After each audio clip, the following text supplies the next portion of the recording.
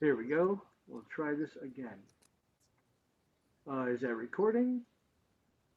Yes. Okay, so we are now officially recording so that you all know we are recording this and we will post it later. So once again, thank you all for being here. We greatly appreciate you being here. And we will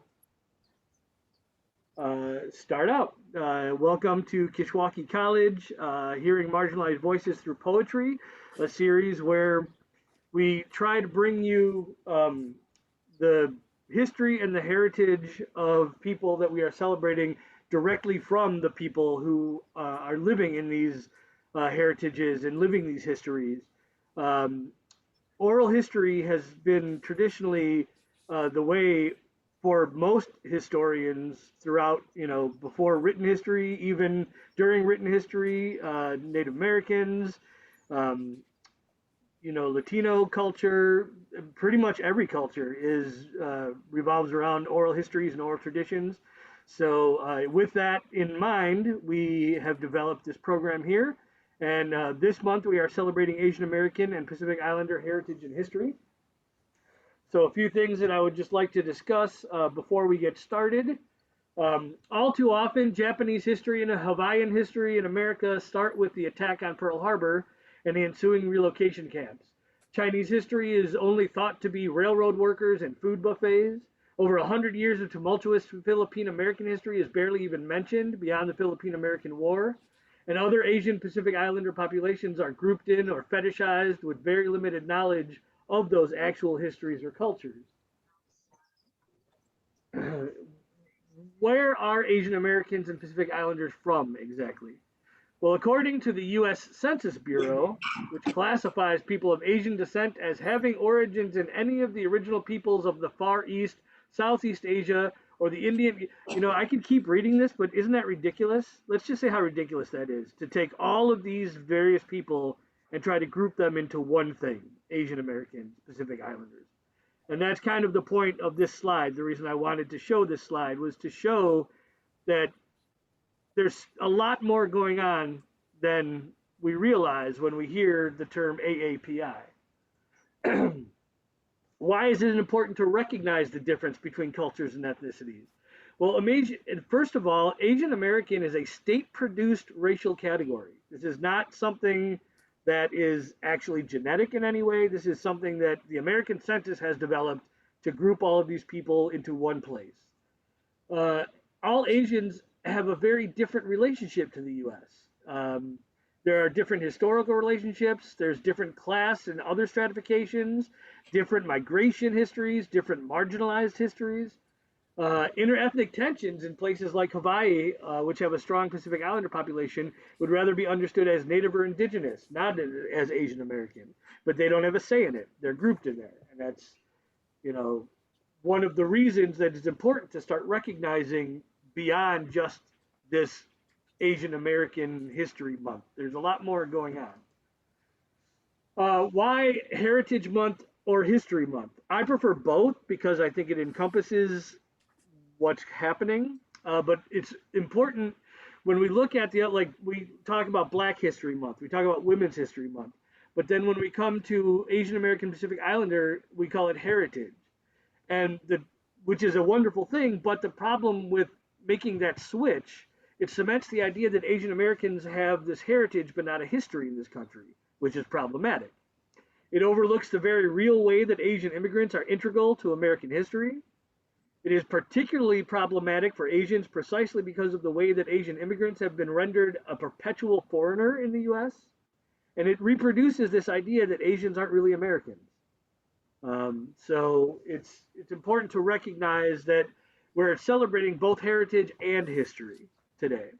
So, and with that, we are going to introduce our first poet who is going to entertain us, educate us, enlighten us, and just give us a very, very sweet, loving presentation, I'm sure, because she is an amazing person. Belle is a San Francisco Bay Area poet, writer, and one of the hosts of the Poetry Global Network's web shows, as well as the Fincabulary podcast on Spotify. She had her poetry featured in Postal magazine's inaugural issue, Beginnings. Has pieces included in 2 poetry anthologies in 2021, Sinew, 10 Years of Poetry in the Brew, and the Bronx Memorial Project Anthology Volume 5.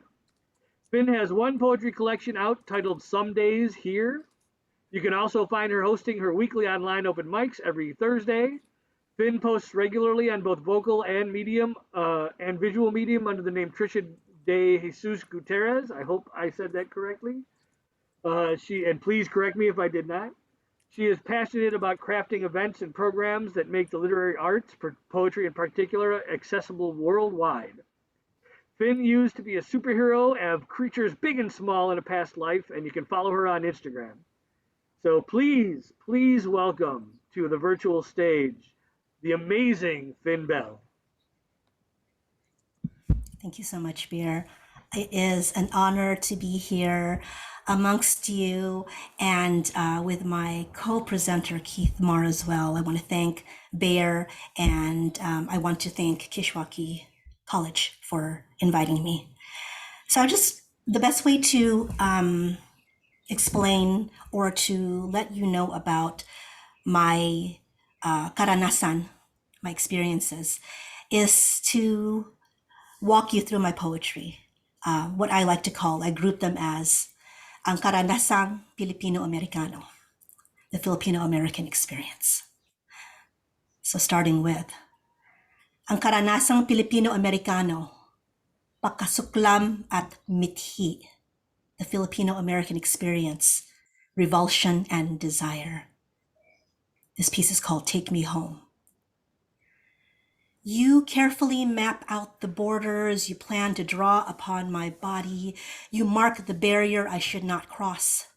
Heavy white line upon the brown of my chest. My nipples arouse you as you pass your hand between my breast, as you cleave me with your paint from neck to mons pubis, creating a perfect haft of east and west. You waver a moment, your eyes contemplate a foundation as your desire engineers its bearings brick by brick, arches rising and falling. An elegant deck spans distance and connects my dark areola. Your imagination holding our shared bridge aloft, a breath's intake before you look away and let it topple, repulsed and ashamed. Ang karanasang Pilipino-Amerikano. Ang pamumuhay araw-araw na puno na kamangmanghan at katangahan. The Filipino-American experience, living daily with ignorance and stupidity. Things my Pinay-American ears should not have to hear. I would like to share with you a list of actual things said to me over the years. I would like to show you how my reaction in each instance is an expanse that ran ashamed to stunned to briefly resigned to angry. I would like you to know I am not always proud of how I responded to these utterances in the past. I would like you to know I put my foot down now. Say no. Please watch the words that emerge from your mouth. Ignorance cannot be an excuse to stand behind. Do better. Words slung recklessly cause damage and hurt. Do better. Number 1. These Pinay American ears have heard you call me pretty ching chong girl, geisha girl, island girl. Keep your fetishes to yourself. These Pinay American ears have heard the curiosity in, why is your skin not white and your eyes not blue? America, land of immigrants, color allowed but palate limited.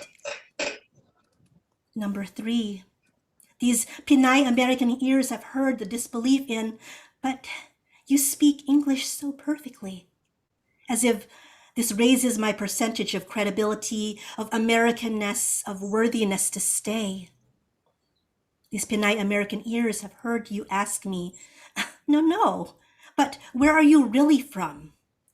Would you be baffled, pissed off if you were asked this and not believed over and over? These Pinoy American ears have heard beautiful Tagalog phrases like kamusta ka, maganda ka at salamat, mocked and mangled. Are we supposed to simply smile and be honored? These Pinay American ears have heard you wonder if people in the Philippines lived in houses or mud huts. The savages have running water and Wi-Fi connectivity too.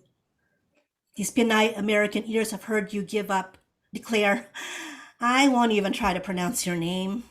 Each syllable phonetic is as it appears. No excuse. No excuse. These Pinay American ears have heard the snide asides. Filipinos are only ever after a foreigner and a visa. Well, consider the absurdity in this claim the next time a Pinay housekeeper cleans your hotel room or a Pinoy nurse soothes your ailing grandmother's fever. These Pinay American ears have heard your intended placating inside of intelligent and industrious, molding us into your model minority, more us than them, wanting us to be that divide. We will not provide the wedge that alienates our brothers and sisters. Number 10. These Pinay American ears have grown weary of what they hear. These Pinay American ears will not listen anymore.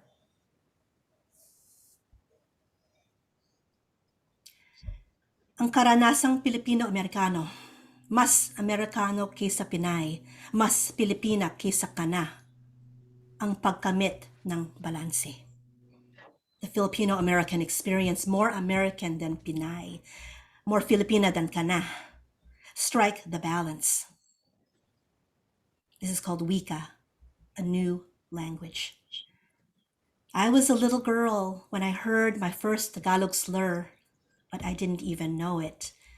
Someone had told me to repeat the phrase, isa, dalawa, tatlo, ang tatay mong kalbo. I thought I was cool and one with the playground rulers until I came home and repeated it to my mama. Yes, Tricia, your dad is kalbo, bald, but that is not something to laugh about. We moved against my will to the Philippines eventually when I was 9 years old, turning 10. My parents were afraid of being these easy target Southeast Asians in a racist, deep South Louisiana. So we never learned our parents' native tongue, save for a few words we heard from drunken aunts and uncles at every family get-together. One of my first lessons was how similar words with different meanings sounded and looked, like bato for stone and buto for bone.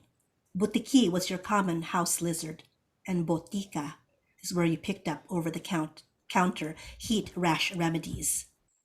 My mama's personal favorite was the word spelled identically, S-U-K-A, that I could never get the hang of, suka for vinegar and suka for vomit. The second-tier challenge was to hold my tongue in just the right position, NG, nga for oo nga, ing for bibingka, nang for explaining exactly of what it is. I kind of like the silliness, the sing-song quality of words that repeated in situations like when you're going to the sari-sari store for a variety of things or when it's New Year and must to have bilog-bilog, something round and lucky for dessert. Some words and phrases speak epic stories of seafaring travelers and merchants passing through and conquistadors who sadly were not. Mukha is Tagalog for face, and it was dropped off along with peppers and fragrant herbs when trading spices, la mesa, when we had proper sit-down dinners and had more time to mellow and cement. 333 years of Spanish rule, to be exact. The Americans, of course, did a little takeout, no surprise there. Every time someone childishly mentioned cooties, I think of kuto, that held fast to my sisters and my hair, ravenous little lice, hungry for a little taste of kano, dead skin cuisine. I laughed when the old-fashioned phrase dilly-dally is mouthed. Dali-dali, hurry now, scurry, is its busy opposite. My favorite words are joys to themselves, to form on my lips, and they speak gently to the wind that carries them, their sound, a verbal oil painting, rendering of what they are. Diwata, The local fae folk and demigoddess frolic in all their nude glory and then flee alongside the final ning-ning of the heavens constellations, if your human eyes are blessed enough to see them. Luwalhati sa inyong kaluluwa, how blessed, how anointed with grace your soul has now become. I regret my childhood dismissal of this flowing ocean breeze and rice planting rhythm dialect. I am in love with this language, this vernacular that with each utterance connects me closer and closer to my roots, to my ancestors' beautiful Wika, the sacred motherland's tongue. I think, and it's perfect that my literary fairy godfather, Dr. Jose Rizal, the Philippines' beloved national hero, sums up my thoughts in his brilliant and timeless way.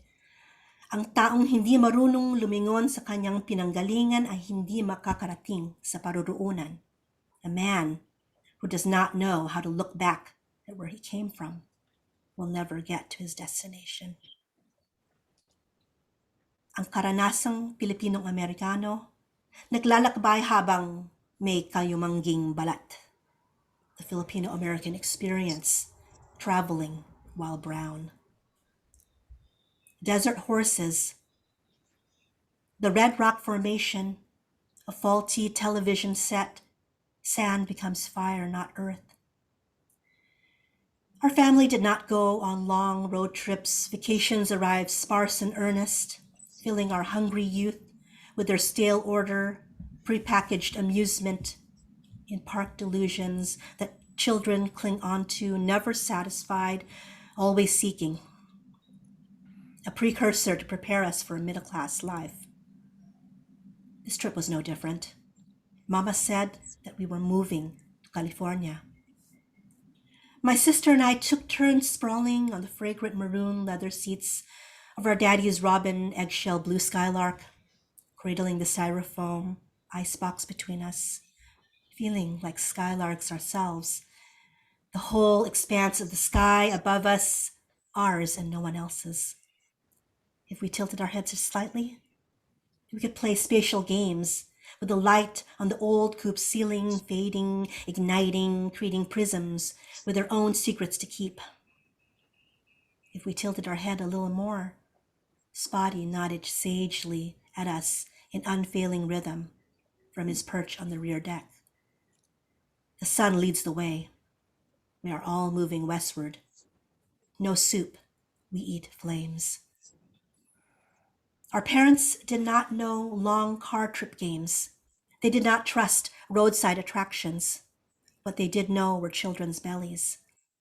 How to unpack staples like collapsible cups for Coca-Cola and cold fried chicken neatly folded into aluminum foil for brief pauses for necessary picnics at rest stops, where folks in the South probably still stared at folks who were tiny and brown. Where folks pointed more west, probably still let their eyes linger too long on my sturdy, upright wisp of a father, or my mother's pleasing, soft, round moon face, or on beautiful young girls with smoky tumbles of unkempt black hair and kalumpit black eyes, imagining illicit invitations in the margins of the hot days unsent. Near these rest stops were young men with midnight dark hair to rival our own, spirits ablaze just beneath the careful, polite shutters protecting the spirits still dancing centuries later in their eyes. Upon their makeshift table were horses thundering across a burlap desert, wood holding the sun's own sacred hearth as they danced among their brothers wild. Their marble kin were stalwart, gray ice, and almost mute guardians of wisdom found among stories passed on from mother's teat into daughter's attentive mouth. The most delicate of the marble fillies compelled my hand to lift her from her stately gait on the foremothers' and forefathers' land. Upon her flank was a single bright sienna flash, only visible if you turned her just right in the fading light. My horse carried her people's undying spark, all their courage and lessons present still. Mustang fly by, going home, they slowly greet the ancestors in the sky. The heavens ardent with fire. I'm going to stop for a drink. Oh, my throat's so dry.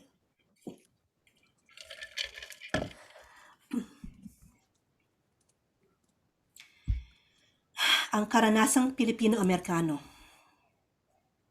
Wala akong alam tungkol sa code switching hanggang sa nalaman ko. The Filipino-American experience. I didn't know a thing about code switching until I did. Doppelganger's litany. When I begin days, I enter the room, or does the room enter me? A girl who wears my honey brown skin was in the room with me today, but she wore a slightly altered face. A girl visits me every day, a different one for each way the sun positions itself through my open window. She comes through and sits in perfect quiet and smiles, waiting her turn to speak, waiting for permission to move. When I am ready, when she is ready, she looks around, takes the complete measure of the space, opens her mouth wide, tasting the air with the surface of her hard palate, much like a cat. A quick flick of her tongue to confirm all she needs to know of this new world beforehand. When she is done, she swallows the room, or the room swallows her. The world wants me to only be pineapple exotic. Pray for us. The world wants me to be... Apologies.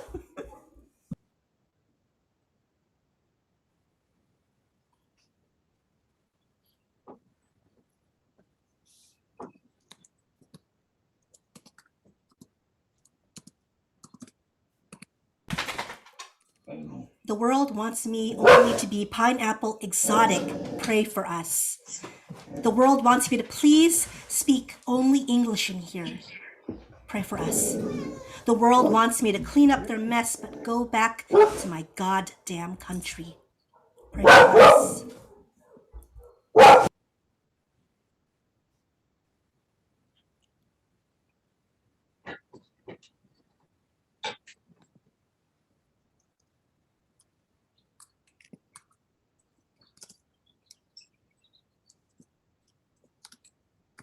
Apologies. The world wants me to clean up their mess, but go back to my goddamn country. Pray for us. Let us pray. When the world creeps between my thighs, it impregnates me by force. It calls the debacle an immaculate conception, feigning an unsullied white. But doesn't virgin sacrifice demand blood, and doesn't blood stain red and then rust? Today a girl comes and decides whether to sip or gulp down this room. When she can pass beneath notice, she breathes a sigh of relief. She has always known she was only as good as each face she made sure to tuck and smooth over the previous face rotting underneath. Do not take the blessing of code switching in vain. Blending in is a gift from the gods. Our Lady of Culture, gone to the wayside, pray for us sinners. Amen. Ang karanasang Pilipino-Amerikano. Sa mga Amerikano, hindi sapat na Amerikano. Sa mga katutubong ipinanganak na Pilipina, hindi sapat na Pilipina. The Filipino-American experience to Americans not American enough, to native-born Filipinos not Filipino enough. The taste of rice in a different language. First we stumble into an unfamiliar room, attempting at contrapuntal poetry. These fingers are candles, fine tapers, I am told, when tongues are fat with flattery. They flick worriedly at the flies, hovering to catch a sip of humidity on my neck, flushed. They tap on the pandan mat in front of them, as if skin touching leaves are reassurance. These fingers can pick gingerly at the bungang araw, bougainvillea on my shoulder, flushed. Their grace cannot pick up grains of rice to blend into the locale and avoid ridicule. These elegant hands find only enemies, swaying among the sugar cane. Now, we have to make this homogeneous because we, the people of these United States, is that still right? We always existed in the margins. These fingers are candles, fine tapers, I am told, when tongues are fat with flattery. These fingers can pick gingerly at bungang araw, bougainvillea on my shoulder. They flick worriedly at the flies, hovering to catch a sip of humidity on my neck, flushed. Their grace cannot pick up grains of rice to blend into the locale and avoid ridicule. They tap on the pandan mat in front of them, as if skin touching leaves are reassurance. These elegant hands find only enemies, swaying among the sugar cane. Now shall we put flesh upon these bones in this lean, lean time? Our family, newborn, took a trip to the river Damiana, the same river several years back, where my parents met and courtship became the next step. My aunts to wash the communal laundry, caustic soap, and palo-palo in tow. My cousins and siblings to wade and play a shy hide-and-seek among the large rocks.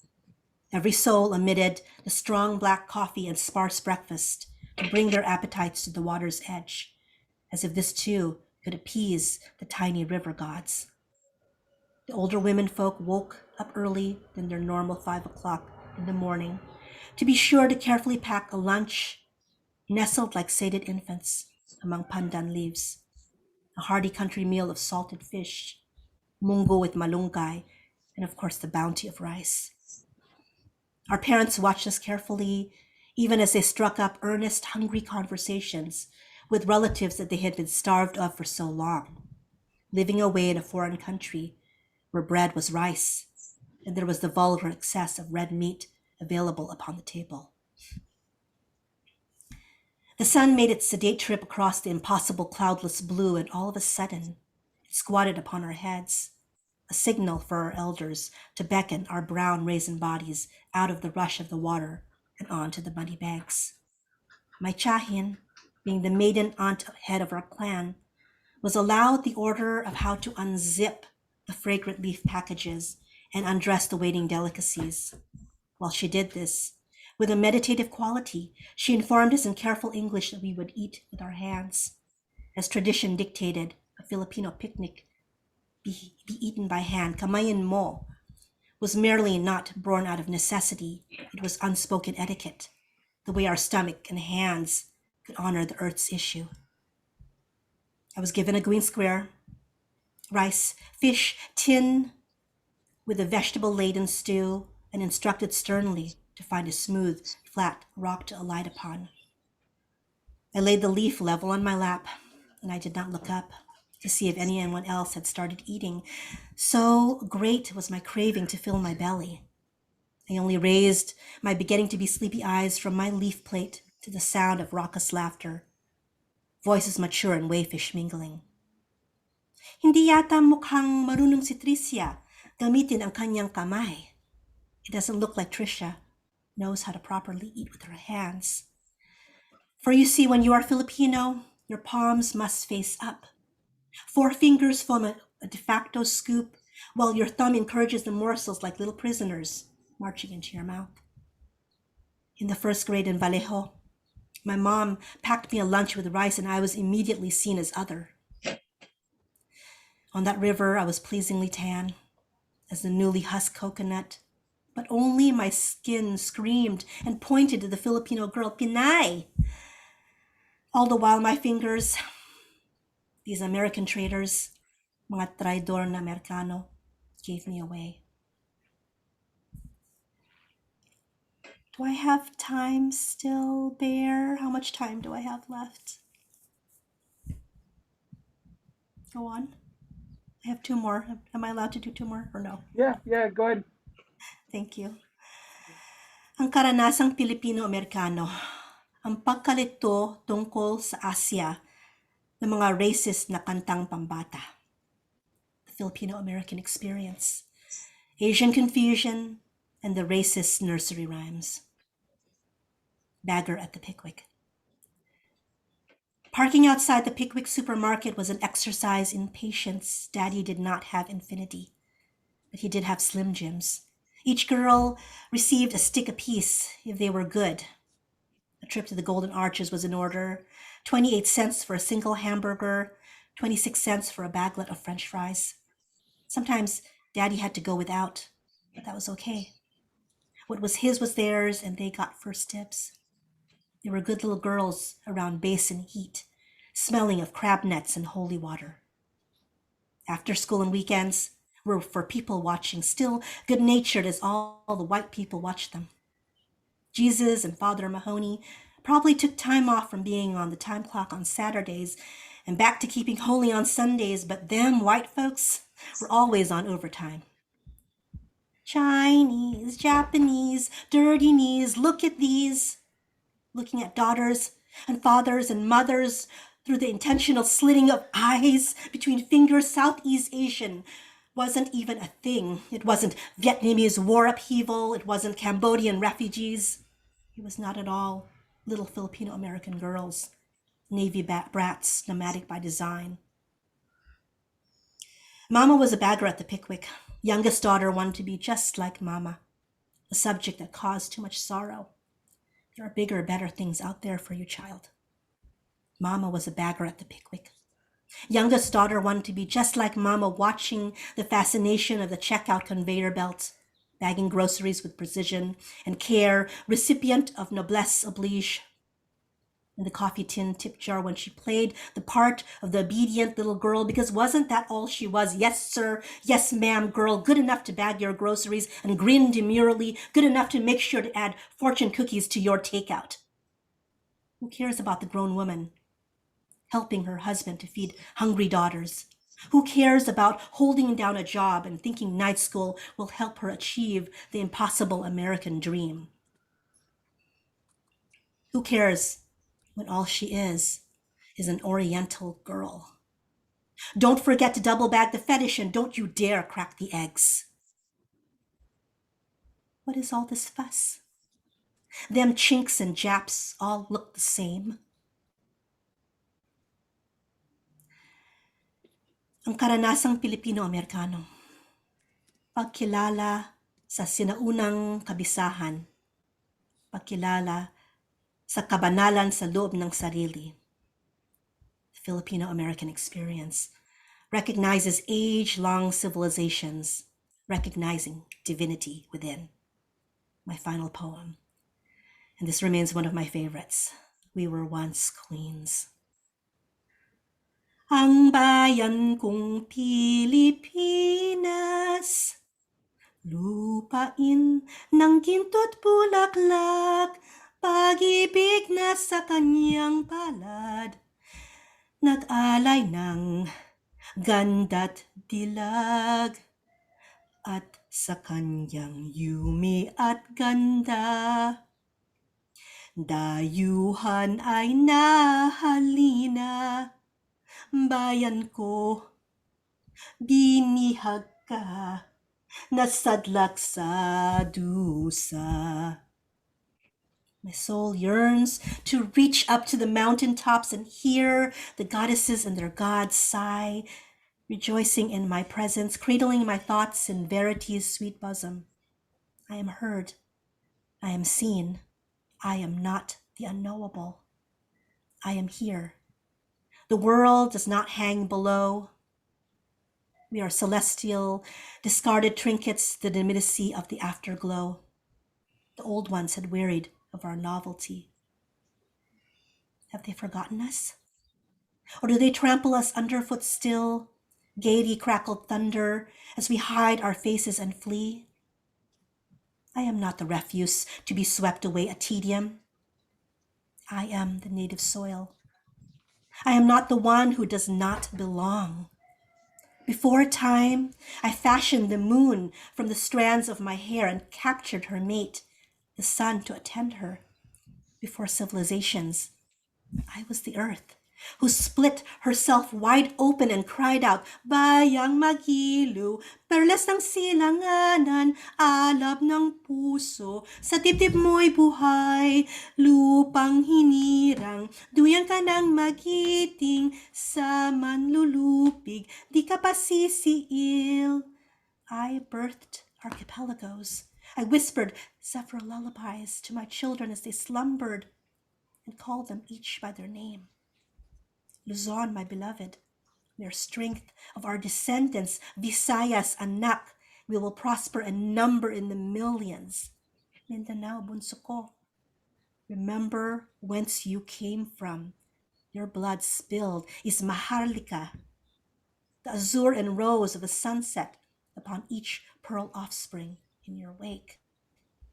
Ibon mang may layang lumipad, kulungin mo at umiiyak, bayan kayang sakdal dilag, ang di magnasang makaalpas.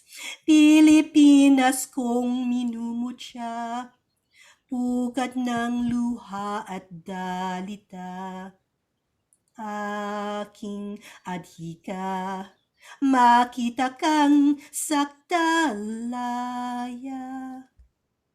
Stranger, do not call me the displaced. Do not rape my daughters one by one until they tear the diadems from their head and forget their mothers in a whitewashed madness. I will not be banished. The sky cannot hold aloft in my absence. I will not leave. The ground beneath me withers as I uproot. Please, please unmute yourself and give it up for Phynne Belle. That was amazing. Thank you for kicking us off like that. Bravo. Bravo. Fantastic. Thank you. Thank you, Sister Absolutely. Trish. Fabulous. Thank you Fabulous, so fabulous. much. Beautiful. Whew, emotions. Thoughts and I emotions. love hearing you sing in your languages. I absolutely love Every it. time. Thank you so much. Absolutely. Absolutely. I love doing it. Every time you present these pieces, beautiful. It's like learning something new every single time, and I appreciate that. I appreciate that, you. Diane. Thank you. Just about broke my heart, sugar. Oh. It breaks my heart sometimes to have to go over these poems again. Hard. But you did it. You did it brilliantly. That was fantastic. And thank you for revisiting that. You know, as difficult as it is, so that you can show us, so you can educate us on, you know, the realities of it. So we thank you for that. So now we are going to move a little further down the West Coast, and we are going to welcome to our virtual stage, as soon as I can make this work. There we go.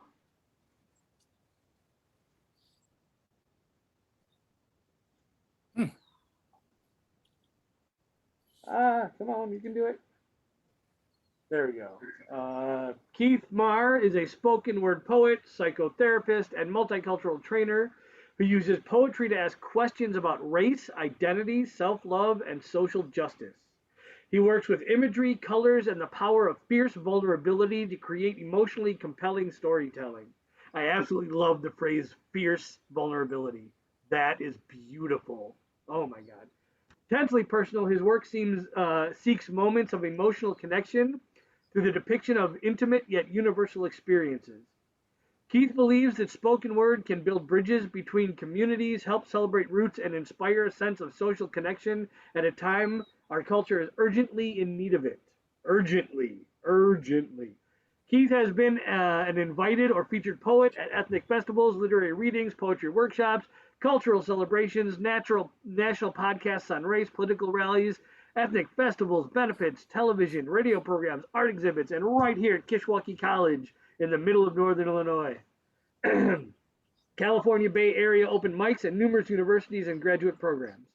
As a graduate psychology faculty member, he has used his poetry to deepen the cultural awareness of graduate counseling students at numerous universities.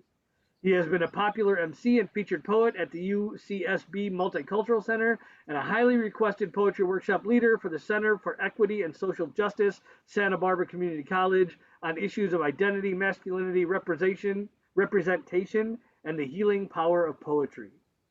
Please, please welcome to our virtual stage right now, the amazing Keith Marr. Hi, everybody. So nice to see some familiar faces. Thank you, Bear. I'm so honored that you invited me. I'm so honored that Phynne invited me. I'm so honored that your college is hosting this marvelous series. So before I begin, let me say that this next piece is dedicated to the victims of Asian hate, some of whom have lost their lives. As you can see, this issue touches me deeply. To know that people that look like my mom and dad and my aunties and uncles are being attacked on the street makes me so emotional. A little Asian boy asked me, why does everybody seem to hate us? You know, and I didn't have a good answer. This is also dedicated to my parents who passed away, sadly, before poetry ever found me and never heard me share a poem. And had no idea that a poem was ever a twinkle in their son's eye. So what I do know, though, is that they wanted me to be the voice they never had. I sincerely believe that. So this is dedicated to them. I wrote this in honor of Asian American Heritage Month. And it's called Ode to Basketball and Asian America. It's about time we celebrated ourselves. It's about damn time we reclaimed ourselves. We reclaim ourselves through our spoken word.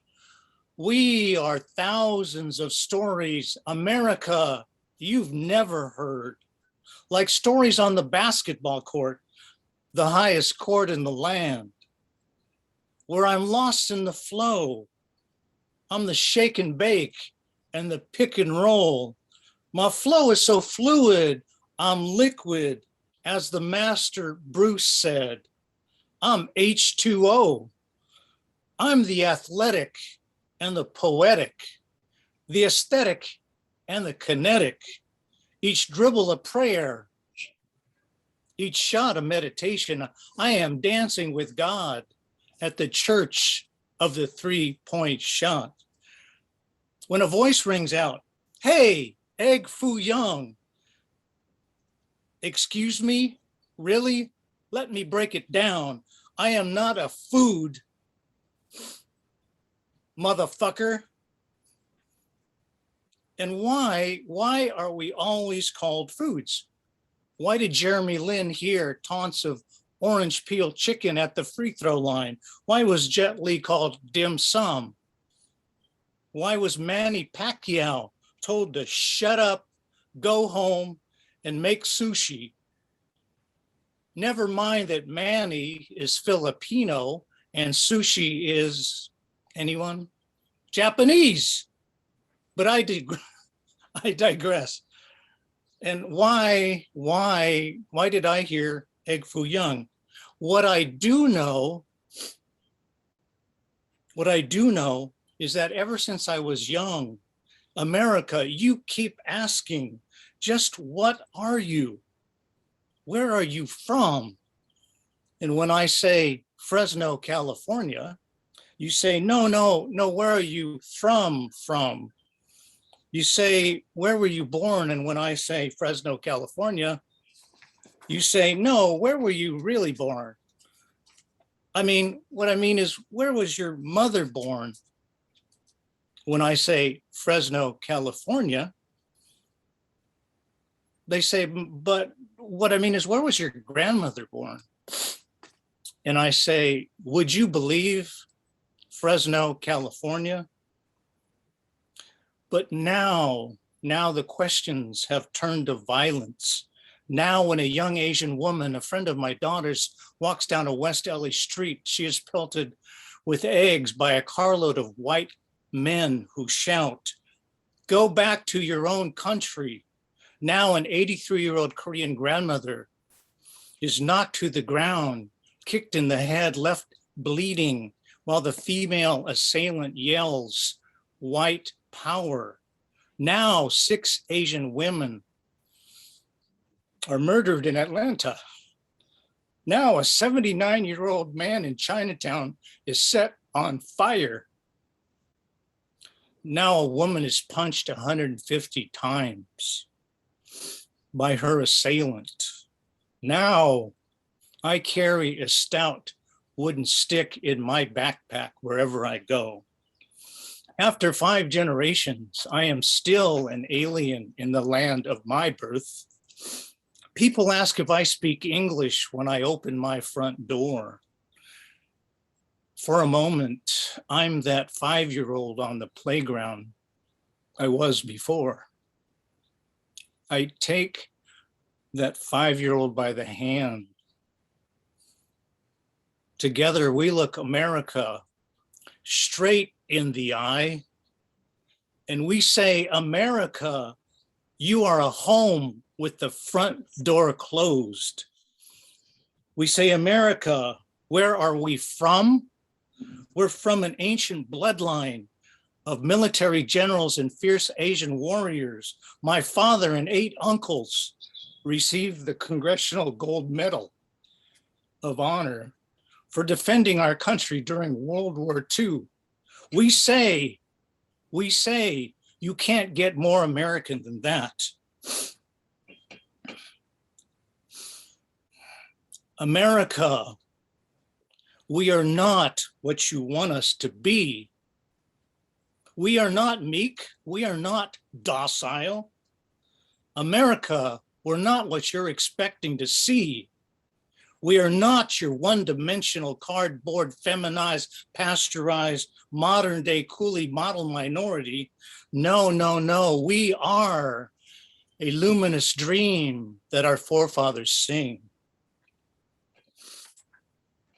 We are the strength and resilience of those imprisoned in the camps. We're the railroad workers who drove the spikes but were left out of the dance, whose lost lives birthed a new saying, "Ain't got a Chinaman's chance." We're the heartache and the heartbreak we will never, ever, ever shake.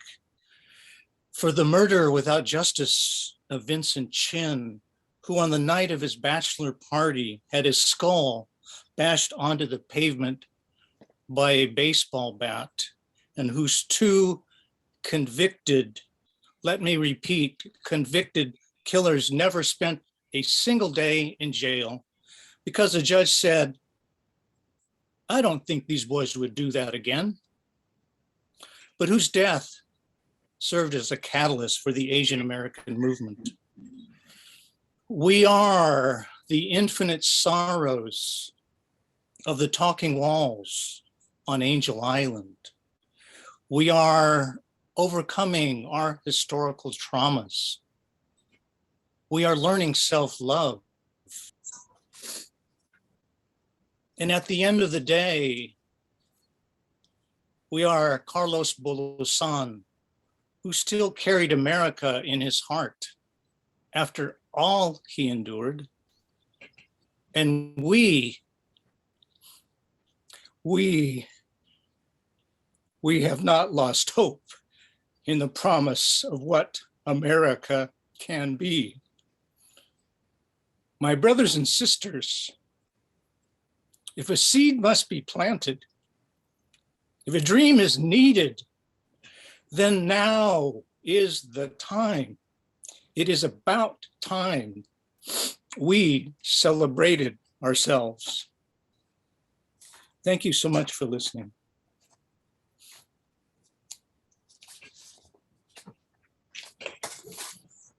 I gotta take a break and get a drink of water.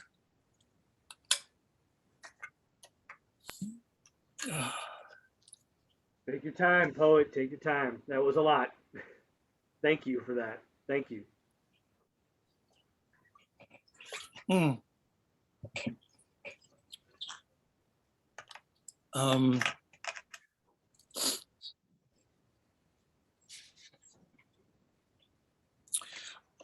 This is something I'm going to share because I love it so much and I want everybody to hear it. And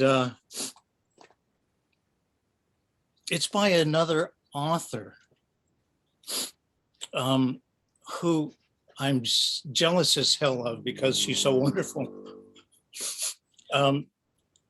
But it captures a lot of what I want you to hear about what it means to be Asian and what it means to grow up Chinese. And this is called My Chinese by Athena Chu. It's called My Chinese. If you ask me if I am fluent in Chinese, I will tell you, my Chinese is a ghost lodged in my throat. A dried up flower I tore from the ground long ago. Rootless, my Chinese is kneaded dough, cut into little circles, filled with meat, and folded over, cooked, and served with vinegar on porcelain dishes. My Chinese is red. My Chinese is gold. My Chinese is something I must hide. My Chinese is a racist joke I threw in the garbage, wrapped in a napkin, stained with my culture, and made a sound as it hit the bottom. Chink, chink, as in the weakness of armor, chink as in crevice, gap, hole, chink as in the slits they called our eyes. My Chinese remembers yellow peril hysteria, Chinese Exclusion Act, remembers alienation, remembers otherization, remembers being banned from this land, being treated as everything but human, remembers the clanking of metals to railroads as immigrants built train tracks to connect this country. My Chinese remembers. My Chinese forgets. If you ask me if I am fluent in Chinese, I will tell you that my Chinese doesn't think it belongs here. Sometimes my Chinese is angry. My Chinese wonders why this friend of my son's, why this guy I meet on the basketball court for the first time, why this client upon meeting me for the first time, why this complete stranger at the movie theater, all say, I'm really into Asian girls and think it is a compliment to me. Mr. Complete Stranger wants me to give him a high five as he gazes at my daughter and tells me how beautiful she is.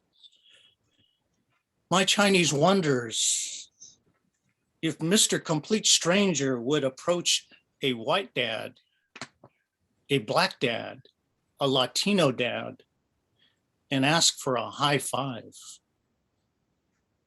My Chinese wonders why it is exotic, why you think fetishizing my culture is the same as loving it. My Chinese wonders why it is beautiful only if it is white enough. My Chinese wonders if it is white enough. My Chinese wonders why the massacres, mass expulsions, near genocidal policies are missing in the history textbooks. My Chinese wants you to know it is not invisible.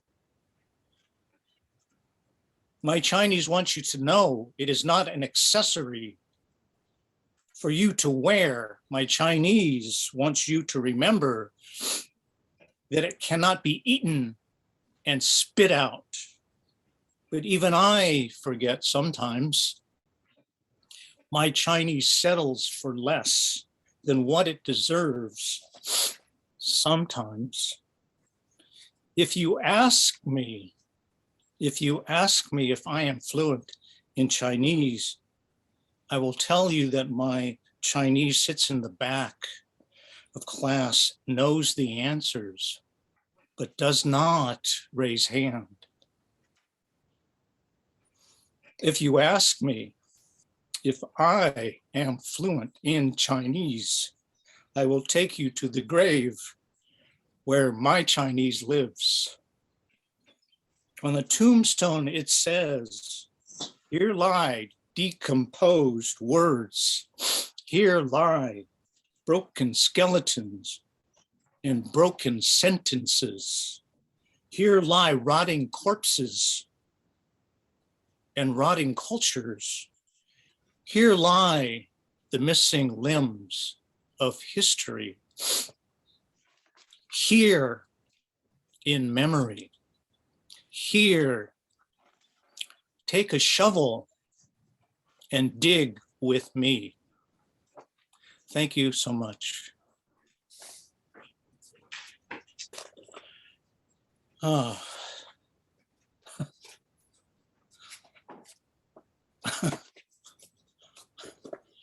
I'm making myself laugh, realizing I need to take a break like I just did a sprint or something. That's because you did. And it's not just it's a sprint this time, but when you add all of these sprints together, you are running a marathon, sir. So take your break. Take your break. I know my pieces tend to be long, so I'm wondering where I am right now. One more? If you're, Yeah, yeah. I'll do one more. It's kind of lengthy, but I hope you like it. This piece, I have to tell you the genesis.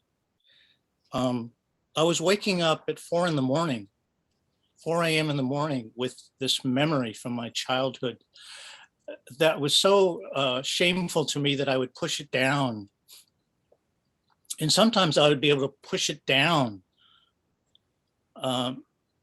into the depths of my unconscious until it wouldn't resurface for maybe 5 years, maybe 10 years originally. And so there was this cycle of it wanting for me to hear it and me pushing it down until one morning, a voice told me, "Keith, you must write this down or you will never, ever be whole." And even though I was suspect, I did write it down. And then the voice said, "Good, you're not done. Now you must share it in front of people." So it's been a give and take, always pushing the boundaries of my comfort until I grew and grew and finally began to face what was so shameful to me. So this one is called Erasure. I am in agony. I cannot finish my drawing.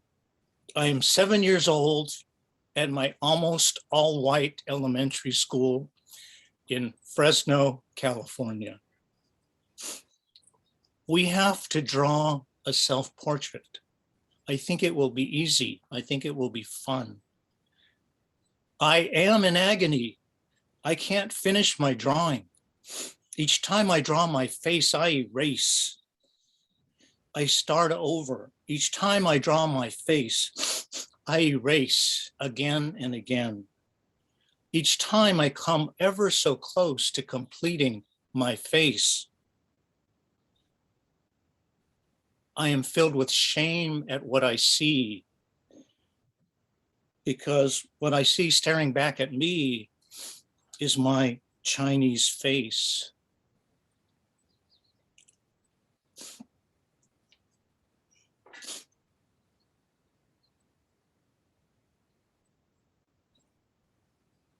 And if I'm honest, it was my Chinese eyes I felt the most ashamed of. I feel ashamed to even admit this now.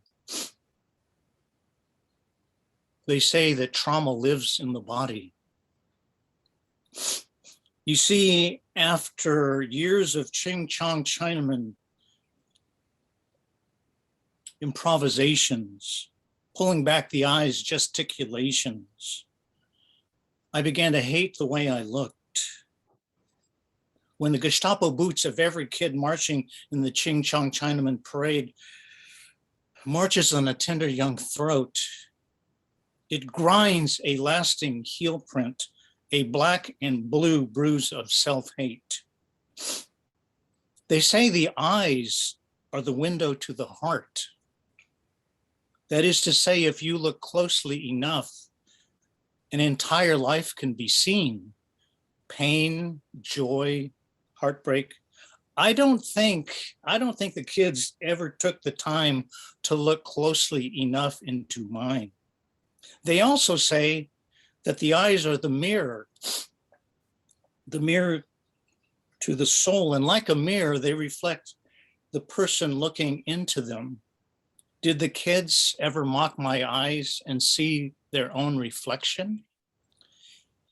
Do we mock others today without ever seeing our own reflection? Since I was young, my eyes told me we turned a blind eye to the immense power of a tongue wielded like a scythe to lacerate the heart with words that maim, words like, go back to your own country, women cannot be believed, they're all rapists, Jap, chink, gook. And it didn't help that my mother admonished me not to offend others' eyes by wearing colors that would make me look too yellow. Too yellow for whom, Mom? But you see, she had been breathing in the same smog in the air for even longer than me. The 7-year-old me agonized over how to make my drawing look like me without making it look too Chinese. I truly was in agony. Now, shame and humiliation, I didn't know at the time, those were the words for the feelings I had. What I did know was that I felt a hot flush in my face when I looked at the face I had drawn. Before I quickly erased it, what I did know is that I covered it up when anyone walked by, which is crazy since the kids saw me every day. What I did know was that I didn't want to face my face, this face. It made me feel so out of place. This face of mine, it seemed the source of my disgrace. This face of mine, I so wished I could replace a sad reminder of my lack of place. In the end, sadly, I must tell you, the drawing I turned in had the eyes and the face of a little white boy. You see, after all that erasing, I had erased myself. And what I want to tell you, and what I didn't realize, was that I was erasing so much more than my face that day. I was erasing the beauty of who I was and the unique gifts that I bring. I was erasing my history, my culture, my identity. I was erasing my appreciation for my mother's delicious Chinese cooking. I was erasing my appreciation for my hardworking father, who didn't look like the heroes in the movies. It made me despair that we could ever be the heroes in our own stories. I was erasing my desire to be and share who I was. And what I did not realize, that was just the beginning of my complete erasure, the beginning of a lifelong struggle I would not overcome for years, a struggle to love myself as I am, to love myself with the skin, this rich golden amber honey butter skin I was blessed with. Now I reclaim myself. I am a golden child of God. And to love myself with this face, the same face I once saw in a museum, atop a proud terracotta warrior. Now I restore myself. I am a proud Chinese warrior. And to love myself with these eyes, my beautiful obsidian eyes that tell the tale of my ancestors. This is a story I would forget for years until my story all at once shook me, rocked me, held me, cradled me, and whispered, "This time, my sweet child, it's safe to listen to me." This story is an old friend pointing to where my healing lies. I know now this shame isn't something I was meant to keep. We were not meant to stay wounded, none of us. We were meant to be blessings. We were meant to be poems across the sky. I leave my shame behind me. I release my shame into the wind. I stand strong and proud. I hold my head up high. I look the world square in the eye. With these eyes, my brothers and sisters, I never told my story. It's time I told my story to all of you now. Thank you for listening. Oh, thank you for speaking. Thank you for reading. Everyone, go ahead and unmute yourselves. Give it up for Keith Marr. Oh my goodness. Fiercely vulnerable. Fiercely vulnerable. I am a mess here. I'm a mess. Me too. Me too, Belle. Beautiful, absolutely beautiful. Amazing. Thank you. Thank you. It's a blessing, Keith. A blessing. Thank you, Diane. Love to see you. So once again, thank you, Keith. Thank you, Belle. One thing that we do with this program as part of the program, because it's important, I feel, to not just hear the poetry and hear the voices, but to understand them. So we are going to have our Q&A part of our show. So for about the next 10 minutes or so, if anyone has questions for the poets, about their poetry, about their experiences. Please, now's the time. I actually would like to start out, if you don't mind. Keith shared with me a video about the history of Crenshaw and Little Tokyo. And it was an amazing video. If you have not seen it, please go on YouTube. Just do a search on YouTube for Crenshaw and Little Tokyo. It's the first thing that comes up. And it's an amazing history that nobody knows about. Like I spoke with people both who at Northern Illinois University, which is our Kishwaukee College is kind of like the feeder college for Northern Illinois University. It's in the next town over. They're actually well known for their South Pacific Asian Studies department, and there were even people from that department who didn't know this history.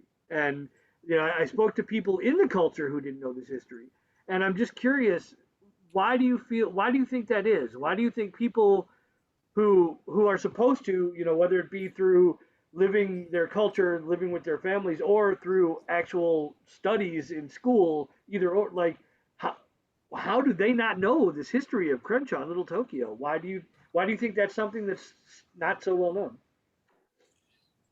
Well, first of all, I need to make a caveat there. I'm Chinese American. Right, I'm not yes, Japanese. Yes. So Yes, that I know. Right. So I don't know in an intimate way directly Right. why people don't know that. I to tell you how I got that video, a couple of friends of mine who are basketball buddies, they grew up in LA.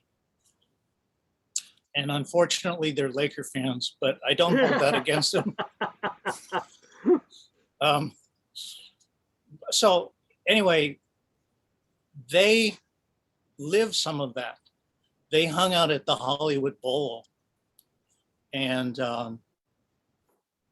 they were on those streets, and they shopped there in some of those places. And they sent it to me, and they said that all of their friends who are Japanese American, I'm assuming, everyone was talking about it, but it was produced by KCET, which is the LA PBS affiliate. So it's local stuff, and it's not always well known, I think, because it's local. I'm still searching for the right answer, or the one that really makes an explanation clear. I think there's so many stories that we don't know about. Sometimes there are things we're ashamed of, and so we don't talk about them. I'm sort of pivoting there. Absolutely. Like recently, I learned that the city of Antioch in Northern California, and Phynne may know this story, they made a public apology to their Chinese community because if you had my face, you could not be out after dark. It was against the law and you would be imprisoned. Oh my God. So the Chinese went underground and they built tunnels. And that's how they navigated. And see, I can already tell people don't know this story, right? It's just mind-boggling that somebody could be treated so inhumanely, treated like they're not human. And so we have all these stories. San Jose apologized to the Chinese community because they burned down Chinatown not once, not twice, but God. 5 times. 5 times. People don't know about that. People don't know about Black Wall Street until now. These are the things we don't want to know. Or that the media doesn't, the national media, the general media does not want to really carry those stories. I mean, I'm kind of going on a tangent, but one of the things that bothers me, Bear, is that there were so many people of Asian descent who were being beaten, acid poured on them, all thrown across the street, killed, and the national media did not pick it up. It was not until, and shame on the media, until Asian celebrities who had a little more leverage and a little more visibility started to speak out. And then it became newsworthy. So these things happen all the fucking time, all the time. And it's a phenomena that doesn't just get perpetrated against Asians, it's against everybody. There's all these stories of atrocities that just don't get publicized until they do. So that's kind of my roundabout, meandering answer. Yeah, that absolutely makes sense on a lot of levels. And I'm glad you brought up the Black Wall Street comparison, because that's something that we during our Black Heritage edition we talked about that briefly, and the fact that it wasn't until it showed up in an HBO show, Watchmen, that people started like, and it boggles the mind that's where we have to get these stories. Like, it takes someone like that to get the attention on these things that we should all know about. Right. Well, on a personal level, talking about untold stories, my father and my uncles, they all passed away before they received the Congressional Gold Medal as World War II Chinese American veterans, because nobody talked about it. It was not worthy. It was buried. And it took people that are activists who came forward and forced the government to acknowledge them, And it's really crazy. My uncle, he's passed away.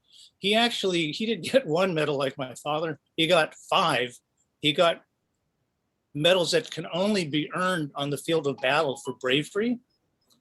And he received them, was last year sometime. And at the time, he acted in a way that deserved the medals. He was unable to receive it because Asians could not receive the medals of bravery. Oh my God. Yeah, look it up. It's the truth. I guess we're just not brave enough, right? It's not in our DNA to be worthy of acknowledgement. So see, these are things we don't know. There's so much we don't know. That's why I love poetry. I love telling these untold stories. It's why I do it. I do it for myself too. It's personal. It's for my own healing. But it's also to share, because I think the more that we share our stories, hopefully we realize, wow, there's a lot more to you than just what the media presents, right? Yes, excellent. Thank you so much. Thank you so much, Keith. Does that make sense? Yeah, absolutely. That answers the question wonderfully. If I can just say one more thing, I know I'm kind of thing. It's like a domino effect. I'll tell you the epitome of not knowing each other's stories, which means that we don't see each other as human, is a guy at Costco the other day, a white man, a nice guy. He says, "So, are you a judo expert?" I couldn't, and he was earnest. He meant it. Wow. And I said, "Dude, you're stereotyping me." And then later he said, he wasn't done. He said, "So then, are you a scientist?" Oh my God. I wasn't even though we were joking and having fun, and I was not a real person to him. So that's what these poems do, at least for me. In part, it does a lot of stuff, but it's humanizes us. And that's what I love about poetry.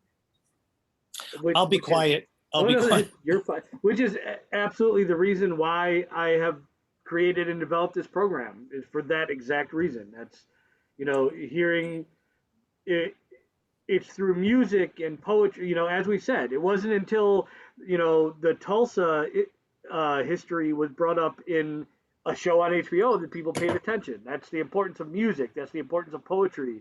That's the importance of being creative and using that creativity to humanize each other, to bring those stories to each other. Absolutely. Yeah, Absolutely. it's all about art. Art is healing. Art is revealing.